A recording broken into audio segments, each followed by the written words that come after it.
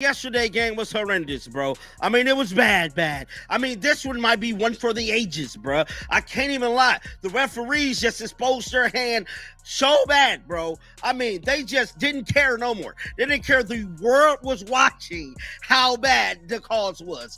They didn't care at all. They was going to get their issue off against the Fever no matter what. And I'm here to tell you, that's exactly what went down, bro. I mean, they got their issue off in a major way, bro. I mean, there was countless of times I could literally look at the screen and know that was a foul. Hold on tight, because we recently discovered footage so crazy that it makes reality TV seem like a church service. What if I told you that the true MVP of the WNBA isn't a player, but a referee with a personal grudge and a whistle hotter than a jalapeno? You won't believe what this referee did. And yes, it's all on tape. Let's get right into it. Caitlin Clark wasn't just fouled, she was robbed. The receipts are messier than a toddler's spaghetti night. So lads, today the referees gave the report on the situation, and it's even worse. It's even worse than I imagined, and it was pretty grim. Like, it was a pretty grim overall, it was a pretty grim overall situation. Watching the WNBA and seeing how things are run, seeing how things are done, and after you've seen what it looks like to get it right, and you come in and see something looking really wrong, you're going to call it out. It is what it is.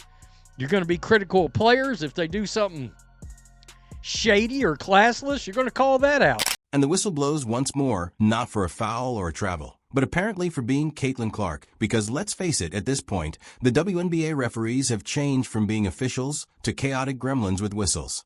And the game is not basketball, but rather a poorly written soap opera where the officials moonlight as cartoon villains somewhere between the missed calls, phantom fouls, and oops. I guess I missed that punch to the face. I wanted to share with you guys an article that I found that honestly gives us so much insight into the WNBA referees, how they are hired, how much they make. And there's one section that really stood out to me, and they break down essentially why they are making the calls that they make. And they also talk about the influx of new fans flooding to the WNBA. They talk about Caitlin Clark a little bit. This article to me was really telling. It actually came out in January, but it was published by SB Nation, and it's entitled How WNBA Referees Are Scouted, Trained, and Held Accountable. This isn't suspense, it's slow motion sabotage, and the audience is tired and no longer puzzled. It's like watching a cooking show where the judges randomly unplug the oven mid-bake and blame the contestant. And Caitlin Clark is the contestant getting sabotaged, smiling politely as her three-tier cake melts into floor soup. Corrupt referees aren't just ruining games. They're actively stealing the fun from a league that should be attracting more viewers, hoping for competitive action rather than referee-led improv theater. I mean, you would think with what they say coming into the season, Kathy made it her business to let them know that, referees is going to be getting assessed for this next season to make sure they're making the right, proper calls. Man, at this point, we need NBA refs all the time, bro. I don't want these YMCA, junior league, high school ass referees, bro. We need real life refs, because as of right now, they're costing the Indiana Fever major games that they definitely need to win. Let's be honest.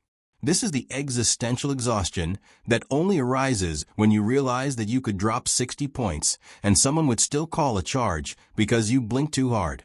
Caitlin appears exhausted, and she is carrying a franchise, a league, and half a women's basketball fandom on her back. And the referees are out here making sure her shoelaces are tied together during every possession. You remember how last year started? You remember the lopsided officiating that we got last year? The All-Star break comes around, the Olympic break rolls around, and then what did we hear from Lynn Dunn? Lynn Dunn goes on the Dan Dockage show, and she calls out the officiating. She calls out the refereeing. She calls out the WNBA. The lopsidedness that is being shown not in favor of the Indiana Fever. The clear biases when it comes to foul calls. The clear biases when it comes to not calling foul calls. Last year, it took us halfway through. 305042. Naturally, she is depressed. Can you imagine being a top-tier employee who shows up every night to perform miracles, only to discover that your biggest opponent isn't even wearing the opposing team's jersey? The zebras with whistles, who somehow manage to ignore actual assaults, are flagging her for basic movement, as though she's breaking some obscure NBA anti-glow-up rule. The way she's being treated isn't just incorrect, it's cartoonishly incorrect.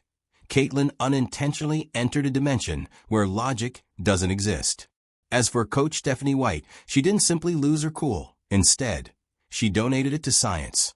She appeared as though she was auditioning for a Who's Line reboot.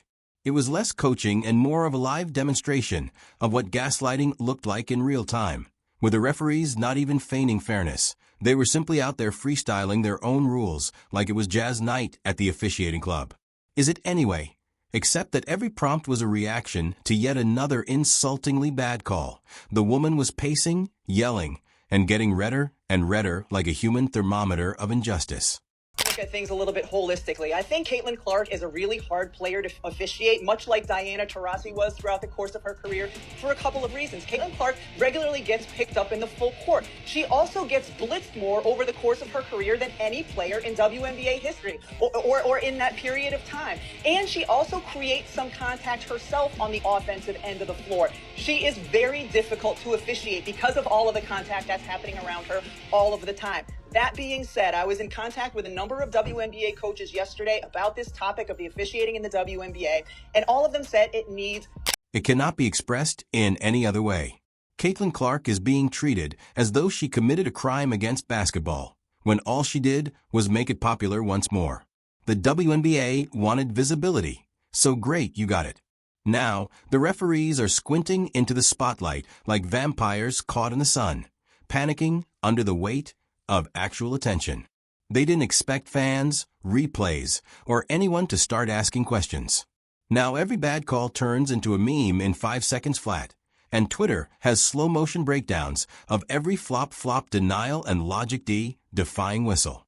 For some reason, it just keeps getting worse. It seems as though the referees became perplexed and believed that the WNBA was a choose-your-own-adventure book, where Caitlyn always ends up in detention no matter which page you turn to.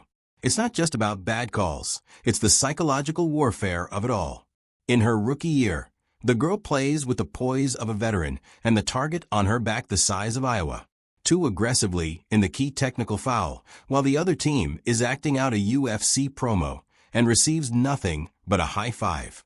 Off by sharing that the officiating in the WNBA became as hot button of an issue as any. Heated debates surrounding the league's physicality dominated the headlines, particularly when Indiana Fever star rookie Caitlin Clark was subject to several intentional fouls. Now, they also brought up Game 5 of the WNBA Finals. We actually made a whole video about that as well because there were some suspect calls at the end of that game, and a lot of people felt like the WNBA Finals were actually rigged.